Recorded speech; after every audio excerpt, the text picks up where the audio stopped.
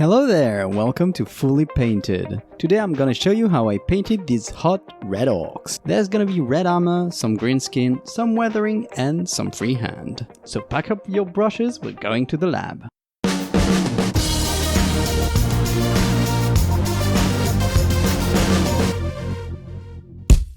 Let me start by telling you what my guidelines are for this project. This unit is part of an ongoing Ironjawz army for which I've only painted a start collecting box so far.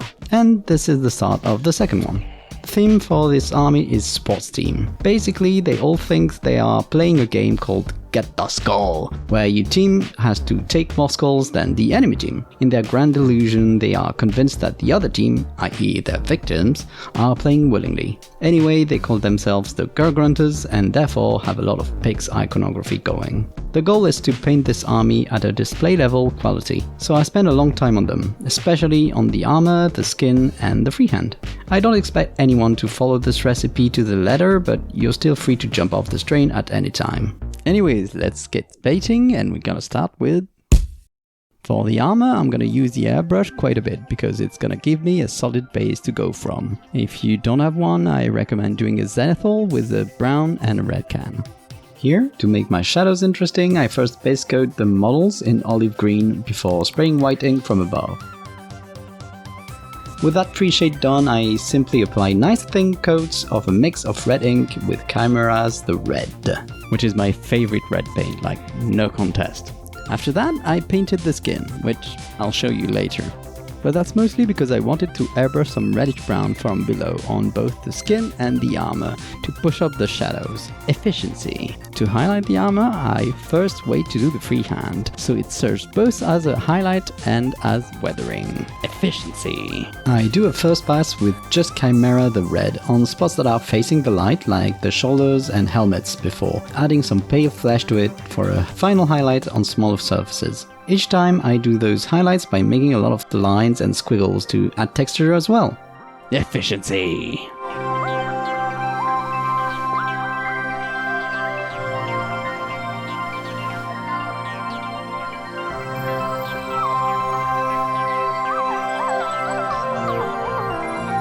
When I'm done with that, I paint some armor bits black to add variety. I use my usual black recipe of a grey base coat, a black Templar contrast paint layer, and back to the grey for a first highlight,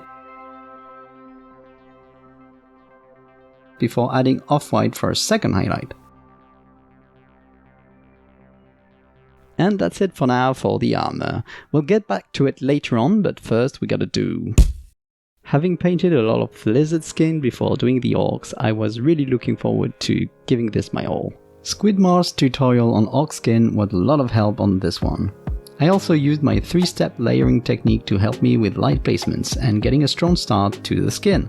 For this 3-step technique I go from dark to light, so I started painting all the skin with my shadow color, which is a mix of brown and olive green. Then I hit all the spots facing the light or parallel to the light rays of the sun with my midtone, which here is an olive green with a bit of goblin green.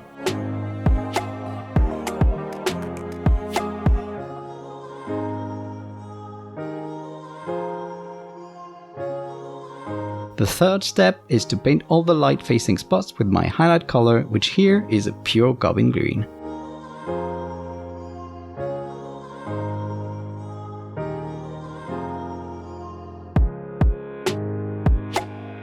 Alright, after those 3 steps I've got some pretty good skin going, but I can push it further with a final highlight on the exposed heads. I add some pale flesh to my goblin green and then I check for lights facing spots, where the light would pool and have spots of specular light.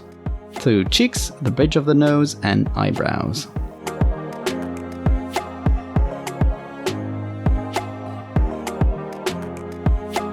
Now my skin is almost done. I just want to give it a bit more life and personality.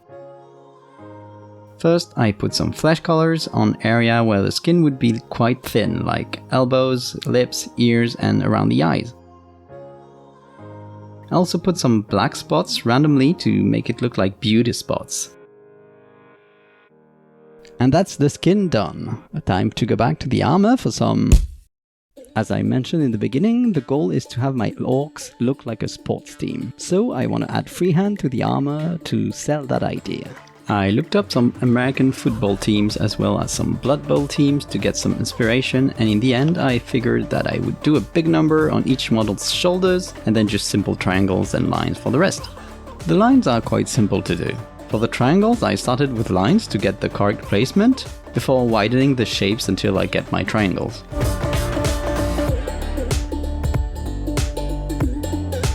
For the numbers, I just lock my hands, put my elbows on the desk, squeeze my butt and pray to the mini painting gods.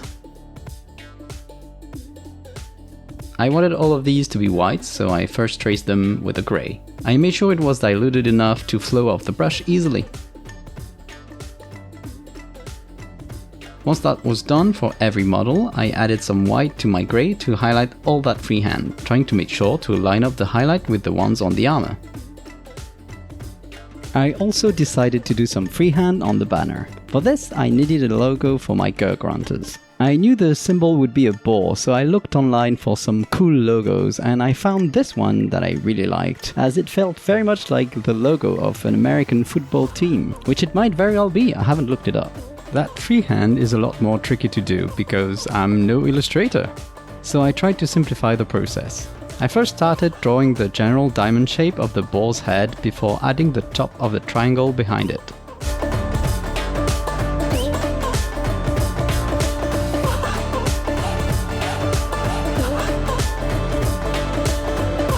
I then painted the side of the head red before slowly adding the details in. I tried to place landmarks in the face to get the proportions right before adding the rest.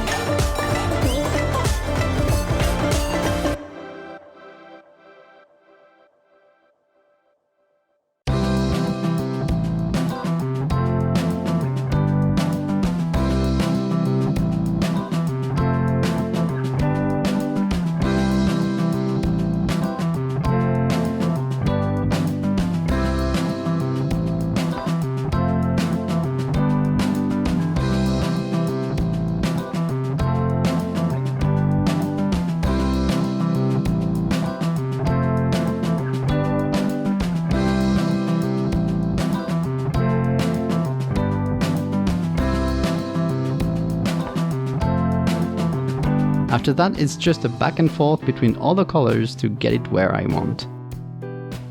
Widen a line here, sharpen another there. I take my time with it as it's an important bit of the unit.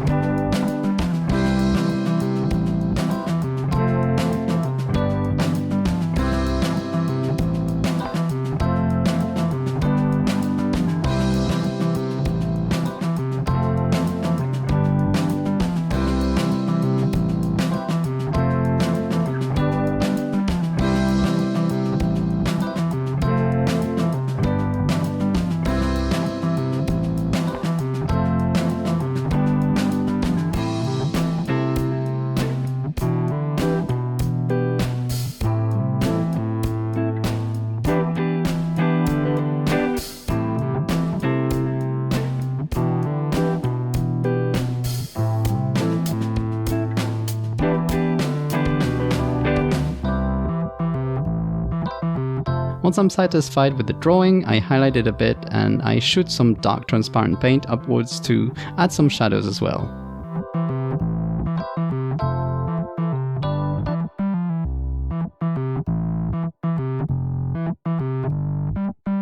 With the freehand done, we can mess it up by adding some Most of the weathering here is gonna be done during the highlight stage of the armor, as I did it using a lot of slashes and dashes to create some texture and a worn look to the armor. But I want to push it by adding some brown dots on the armor to make it look like it has chipped in places. I try to be fairly restrained with it though.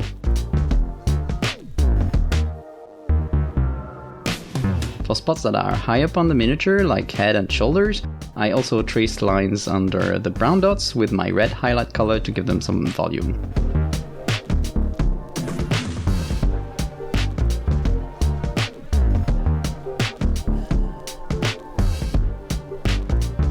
And that's it for the weathering. I tried to keep it simple and have some of it be done by other steps in the painting process. Now the only stuff left before the metals is...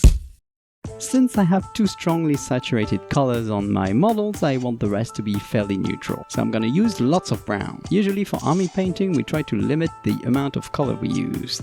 But here I'm aiming for display quality, which I feel I can get away with due to the Ironjawz being an elite army. So here I'm allowing myself to have 3 different browns on here. A warm one for pants and handles, a cold one for belts, and a very light one for bones. Yeah, okay, that's more of an off-white, but it starts as a brown. To make it easier on myself though, I start all those brown bits with a nice coat of Rhinox hide. It's a great dark purple brown. It's gonna serve as my shadow color. For belts, I just add off-white to the dark brown and hit the edges unevenly to add texture.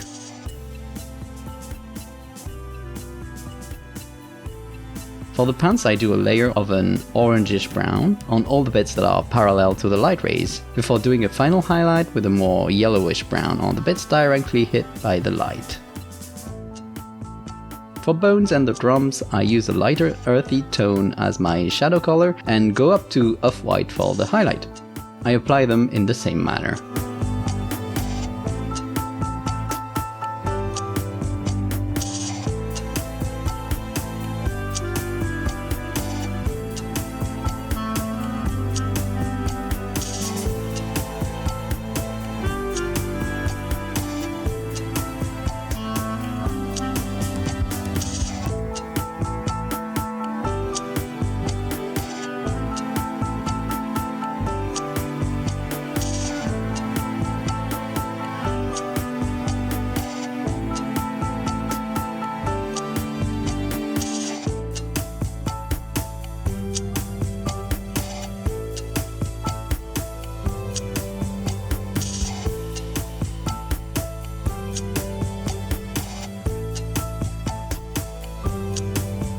And that's it for the brown bits. At that point I hit my orcs with a matte varnish before moving on to... For the metals I want to do a simple recipe here before I apply some weathering. So I do an initial layer with a mix of Vallejo metal color steel mixed with black and brown inks. After that I add a first highlight with Vallejo metal color silver before a final highlight of aluminum.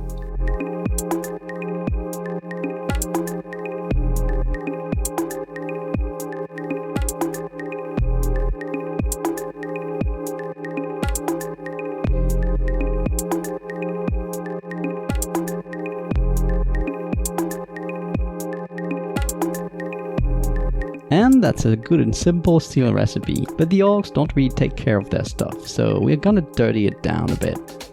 I start with a simple brown wash around rivets and recesses before stippling some brown in other areas to simulate rust. I stipple on those areas again with orange. And that's it for the metals. Now let's do... For the bases, I'm aiming for a ransacked city vibe, a city that is being forced to play a game of Get the Skulls. I start with some air drying clay and a textured rolling pin so I can add some pavement to the bases.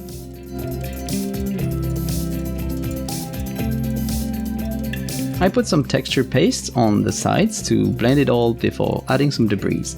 I added some damaged bricks and some broken up toothpicks, with a bit of fine sand for some gravel.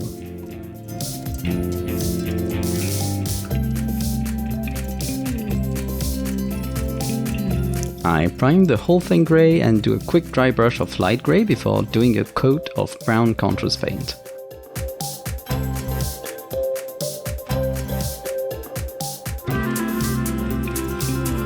I remove some of it from the stones and bricks with my finger.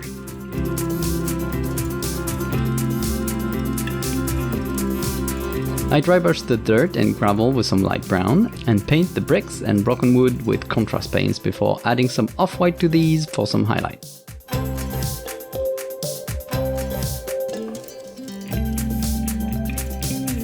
For all the cobblestones, I stippled various colors on them to make them more realistic.